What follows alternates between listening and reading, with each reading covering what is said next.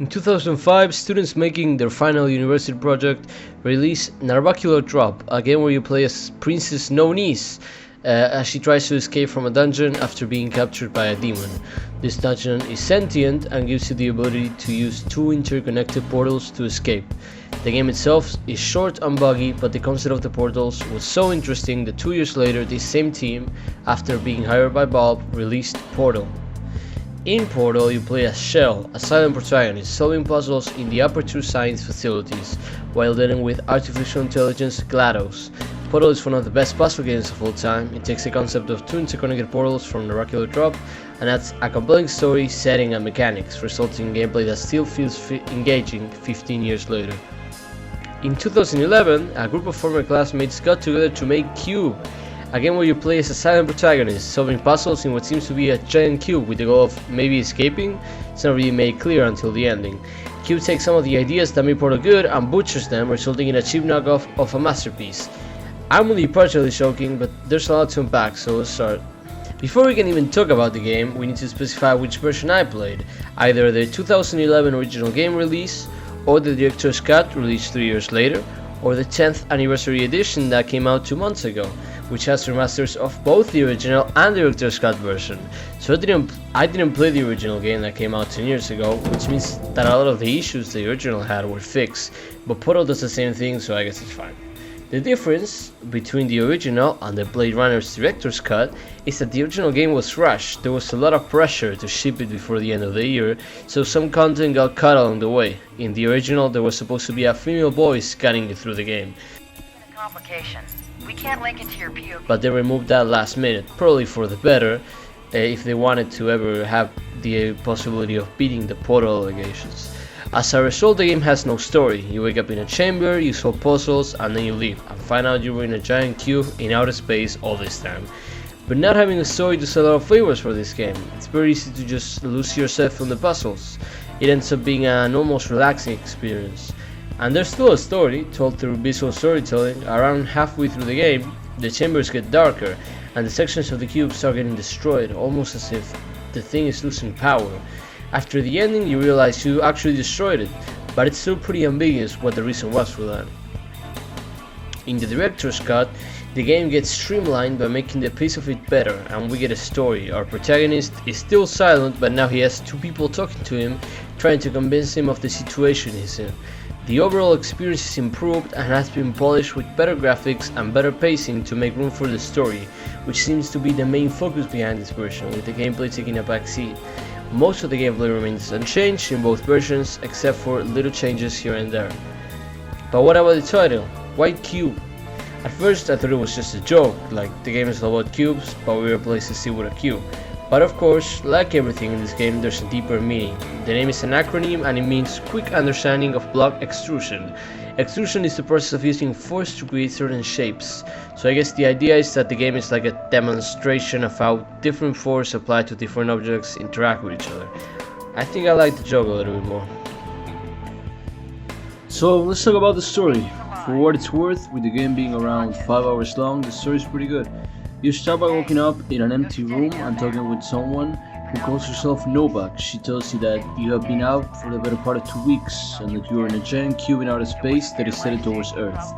Your mission is to destroy it from the inside. If not, everyone will die, but Novak and her team have no way of knowing if you're actually alive or hearing them. So from her point of view, she's talking to no one, hoping that you are actually going to save them. Already in the first 5 minutes, we get introduced to the main theme of the story, hope. She keeps guiding you throughout the game in the brief moments where she's able to reach the cube signal and get contact. Throughout the game, she motivates you to keep going, giving you several reasons like how you are a hero and about to save the planet. Because you wake up with no memories of your past, no one tells them to you. She does it by reading from a letter you wrote to yourself.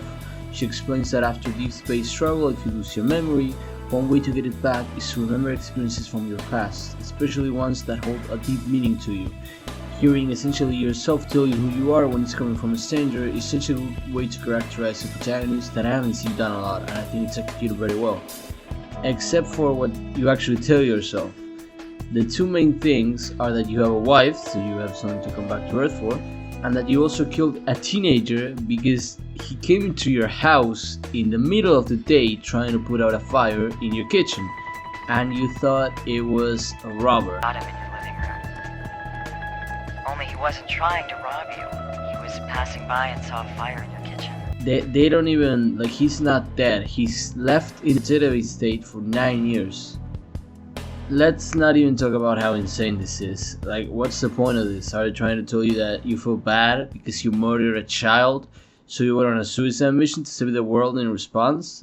How did you even get to be in this position? I guess everyone makes mistakes. Skipping over that, Novak's character itself is pretty well done. She's pretty skeptic in what she's doing and doubts herself every step of the way, but still she pulls through. In a way, she's giving you another motivation to keep going, to prove to herself that she was right. But then, halfway through the game, the cube starts getting destroyed, seemingly confirming, if you had any doubts, what situation you're in, and just when you feel comfortable and relaxed, the second character gets introduced. Doubt is like a tiny plant trying to push its way towards the light. But as soon as she sees it poking out of the dirt, she pours on more soothing words to kill it. 919 tells the exact opposite of Novak. He tells you the Cube is an underground prison and that they are playing games with you online so that you keep going. Like telling you you're going to speak to your wife just to give you false hope, and that at the end they will just kill you. He says he went through the same thing but got trapped in a deep part of the cube. Who knows how long in absolute darkness.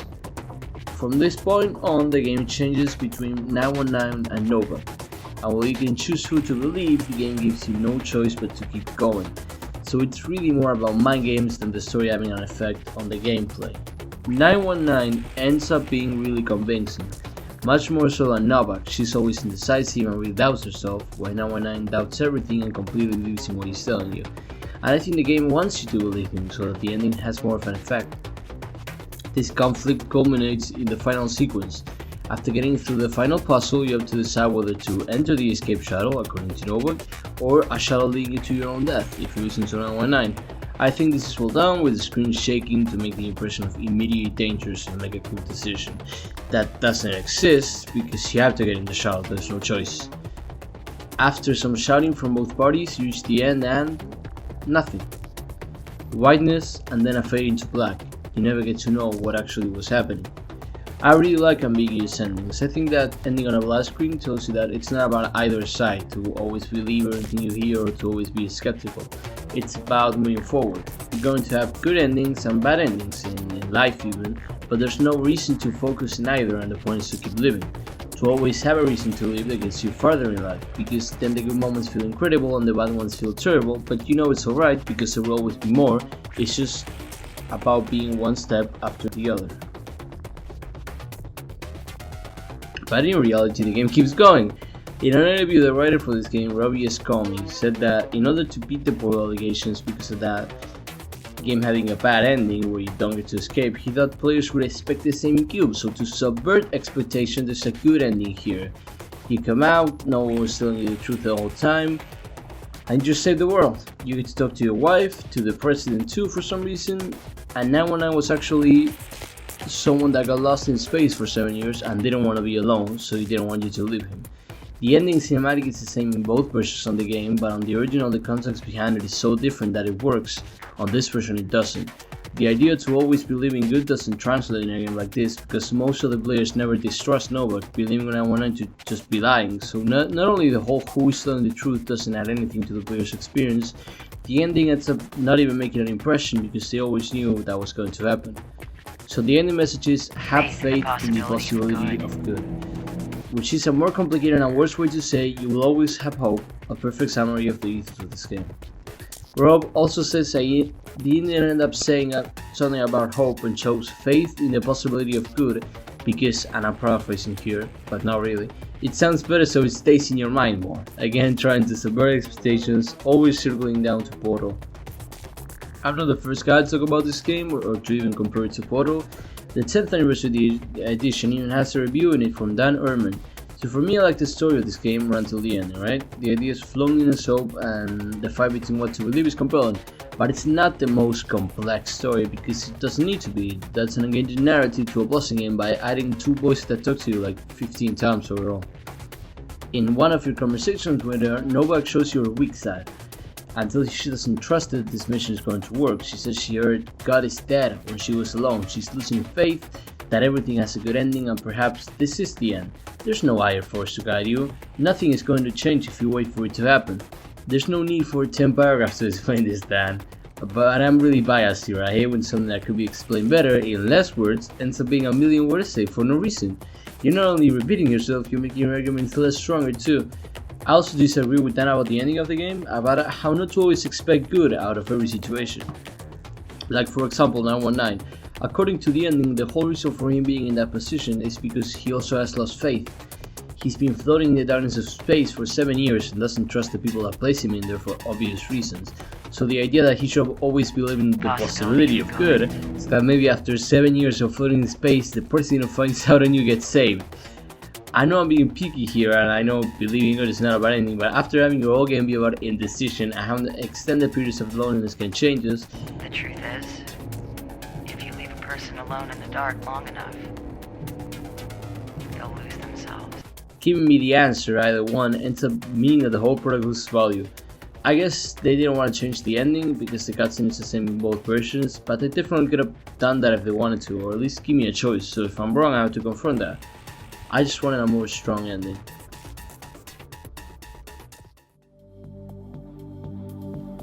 So now that we are done with why director's cuts are a bad idea, let's dive into the actual gameplay of this game. I think the most effective way to talk about its problems is by comparing it with Portal, so we also get to kill two birds with one stone. Let's get to it. Portal gameplay revolves around solving chambers, consisting of several puzzles until halfway through the game, where you start going through the insides of the facilities, which are mostly destroyed and rusty. Q.U.B.E gameplay revolves around solving sectors consisting of several puzzles until halfway through the game, where the cube starts getting destroyed and the environments get damaged and darker. In Portal, the character itself can't do much. It's mostly about using the environment, like using the portal gun to either move the player or environmental objects like cubes or turrets or sparks to your advantage. The portals give so many possibilities of control since there's such a wide area to use them in, resulting in a lot of solutions added to the puzzles even if it wasn't one of the intended ones. This makes the player feel like he has a lot of control over the game. In Q.U.B.E, the character itself can't do much. It's mostly about using the environment, like using the special gloves to control the different kind of cubes available to your disposal. You can't move where the cubes are placed, so the game relies on using environmental objects like robots, bridges, lasers, cubes and balls. This makes it so that there's really only one solution to the puzzle, since you don't have a lot of control. In Portal, you start off with only one portal and can only place one in specific areas of the wall that are colored different, while the other portal is already placed for you. Later on, you get the ability to control both portals with your gun. In Q.U.B.E, you start off with not being able to control where different cubes are placed, but in the last section gain the ability to place them in specific areas of the wall that are colored different. You can only place one of each though. In Portal, the story is mostly told by a voice you can only hear, and the game relies mostly on visual storytelling until the end, where you face the threats face to face. In Q.U.B.E, the story is mostly told by a voice you can only hear, and the game relies mostly on visual storytelling until the end, where you face the answers face to face. Portal's story, gameplay and characters are iconic, charming, and make the game of 2 hours funny and a really memorable experience. Q.U.B.E has good gameplay ideas with some flaws, and the story is engaging but has a disappointing conclusion.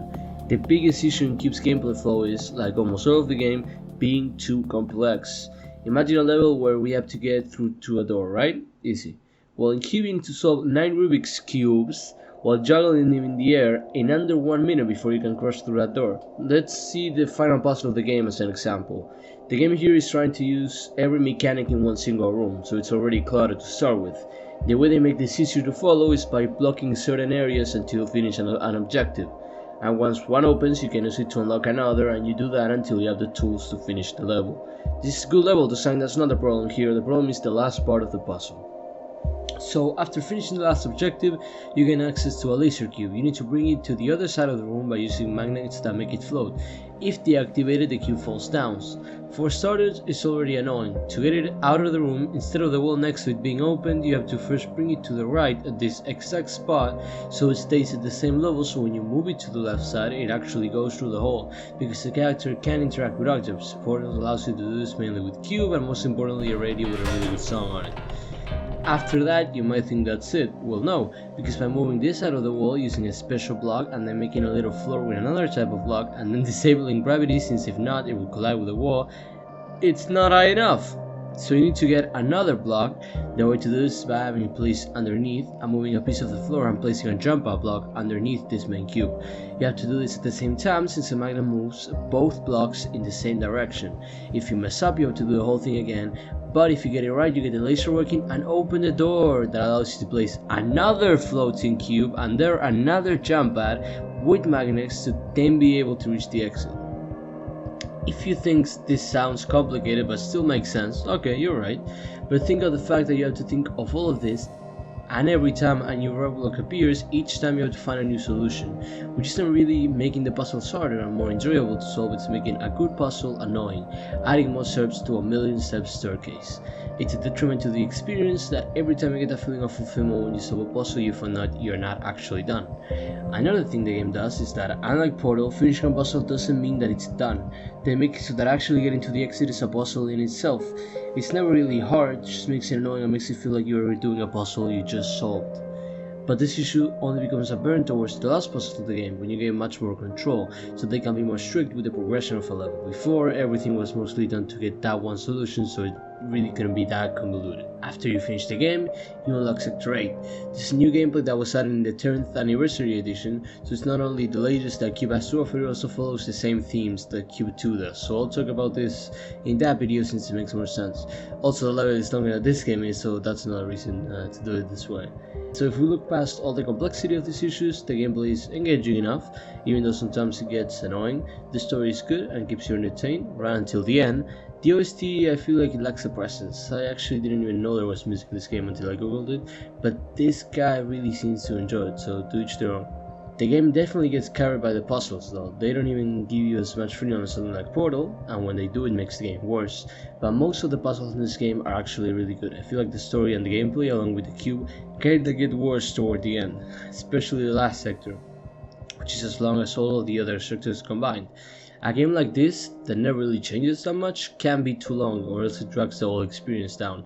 I beat this game 2 days ago and mostly remember the last couple of puzzles. It just ends up overshadowing the rest of the game. So overall it's fine. If I had to give this a score, I'll give it like a 6 probably. It sets up really good ideas if you're willing to overlook the Portal allegations, but the final execution is a little botched. Q.U.B.E didn't stand the test of time as good as Portal, and I think the game that came out 10 years ago in that time was probably better than the one that came out now in the present. We are done with Q.U.B.E. This video is spiraled out of control, but I'm glad I'm done now, and I'm somewhat excited for the next one. Will Q.U.B.E 2 be able to beat the Portal 2 allegations? Will they have a better story? Is the gameplay going to change from the original? I guess we'll see. So that's the video. Make sure to drop a... This was a triumph. I'm making a note here, huge success. It's hard to overstate my satisfaction.